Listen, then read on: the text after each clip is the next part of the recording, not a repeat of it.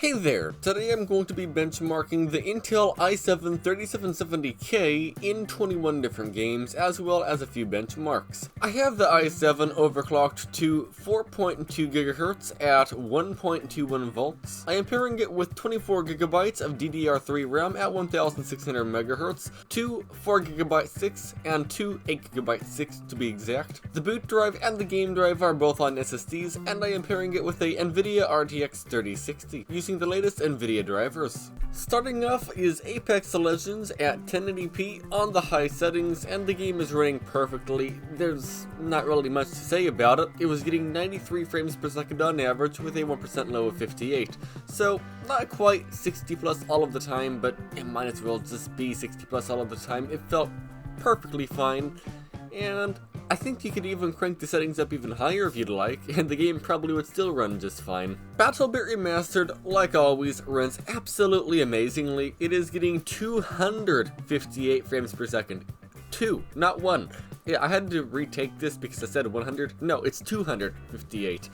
And the 1% low is 178. That is absurd.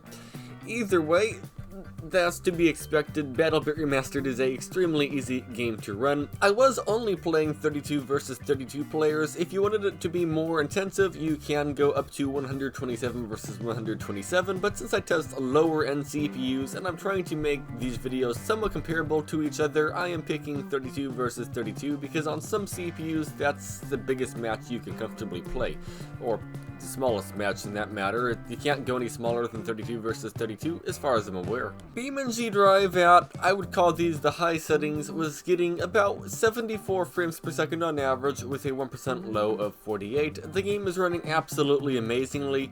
Around the city, it was hovering in the upper 50s, lower 60s. Outside the city, it was sitting around 80 frames per second. So overall, it's running perfectly.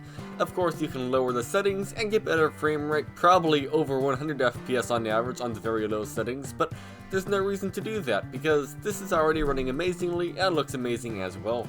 BioShock Infinite ran surprisingly good, so it was getting 83 frames per second on average with a 1% low of 39. I would call that pretty impressive. The reason why is the 6-core 12-thread Intel Xeon I tested in a previous video got 71 frames per second on average with a 1% low of 23, so it was a lot more stuttery, which is kind of odd. I would expect more cores and threads to equal less stutters, but no, it doesn't seem like it. Maybe it's the performance of each core, and it more just wants fast cores versus more cores. I'm not sure. Call of Duty Warzone was running really poorly, so it was getting 32 frames per second on average with a 1% low of 25. It is barely reaching 30 FPS. That is not really what you want in a game like this, but the game is free. I guess this would be maybe a minimum spec CPU. I don't want any slower CPUs than this in this game. But weirdly enough, my 2-core, 4-thread, lower Intel Pentium ran the game better. So I don't know what to think about that.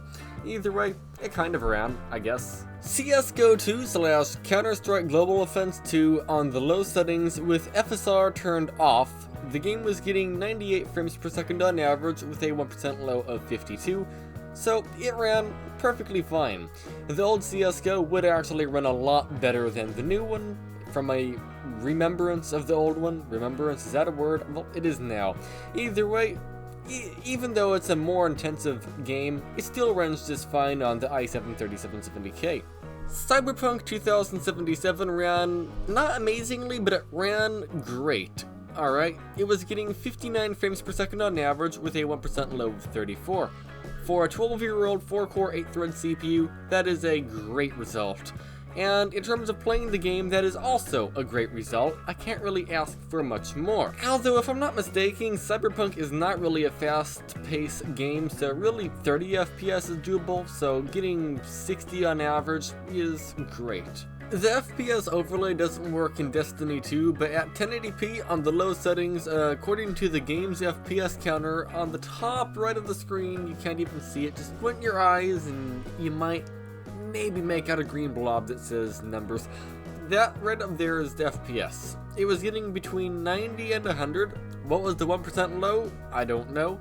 but the game felt really good, and it seems to have ran really good as well, so I can't complain. It is extremely playable, and I think I'll have a nice time playing Destiny 2 on the i7 3770K. Dota 2 ran really good, so I had the game set to the highest possible preset, and doing that, the game was getting about 68 frames per second on average with a 1% low of 33.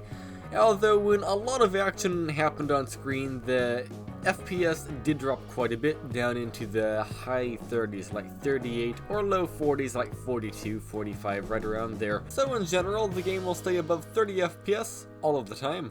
Dying Light 1 ran absolutely perfectly. It was getting 121 frames per second on average with a 1% low of 76. I didn't notice any lag spikes or anything. The game looks great, and it ran great, and it felt great, and I don't have anything really else to say about it. It ran at 60 plus FPS pretty much all of the time. Fall Guys on the high settings, to be expected, ran amazingly. It was getting 173 frames per second on average with a 1% low of 111. Yes, 111 for the 1% low. That is humongous numbers right there.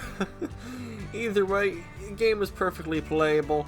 If you could turn the settings any higher than they already were, it probably still would run amazingly, but I can't because this is the highest settings I can select. Fortnite at 1080p on the DirectX 12 mode on the low settings was getting 138 frames per second on average with a 1% low of 67. Don't trust the 1% lows. I mean, that is the 1% low I got, but sometimes the game stutters like crazy, and other times the game runs smooth. I don't know what's up with that. This time it just happened to run smooth. But don't be surprised if your 1% lows are like 15 or 20, because that's just how this game is. It likes to stutter a lot. Grand Theft Auto 5 was running amazingly at the very high settings. It was getting 92 frames per second on average with a 1% low of 56. I just don't like the look of the high settings, very high settings. They just don't look too good. It looks blurry and just kind of odd. I prefer the look of the low settings, which gets about 30 FPS more than the very high settings, and the 1% lows were quite a bit higher as well, sitting at 79. So 123 on average with a 1% low of 79. It's not blurry or anything. I like how that looks. Halo Infinite at 1080p on the high settings was getting, well actually it was entirely graphics card bound. I am kind of shocked about that. Alright, this is a decently fast graphics card, an RTX 3060, being actually not limited by the old i7. That's just kind of shocking. Either way, it was running very good. It was getting 89 frames per second on average with a 1% low of 73. Most of the time with the old CPUs, I'm not maxing out the graphics card, but in this case I am. So this is actually a graphics card test. Either way, it runs amazing. Naraka Bladepoint sadly did not run amazing. Normally, when you see 111 frames per second on average, you think that would be amazing, but no, it isn't, because the 1% low is only 11. Yes, the average is 111, the 1% low is 11. That is a lot of ones.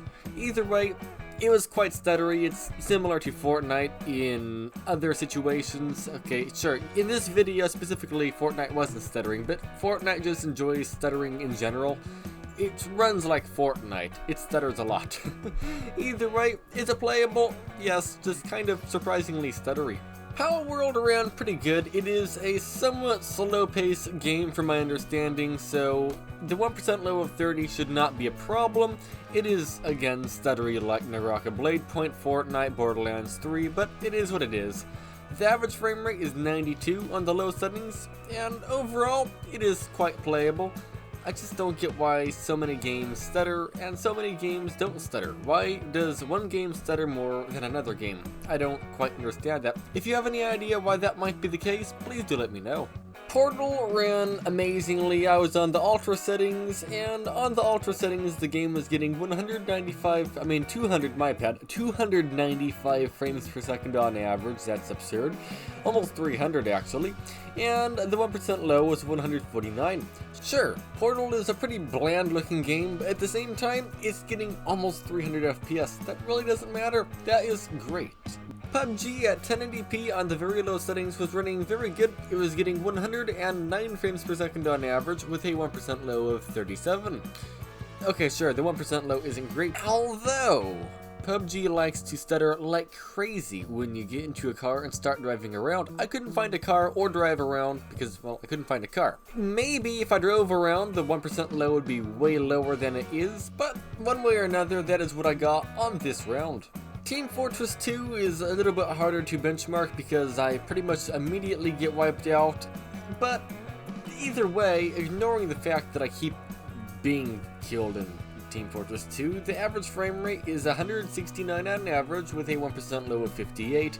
If you don't die as much, I'm pretty sure both numbers would be higher, but one way or another, it is extremely playable and you'll have a great time playing Team Fortress 2 on the i7 3770K. The finals at 1080p at the low settings with FSR set to quality was getting 80 frames per second on average with a 1% low of 57. The game ran great. It's a rather heavy game in terms of performance.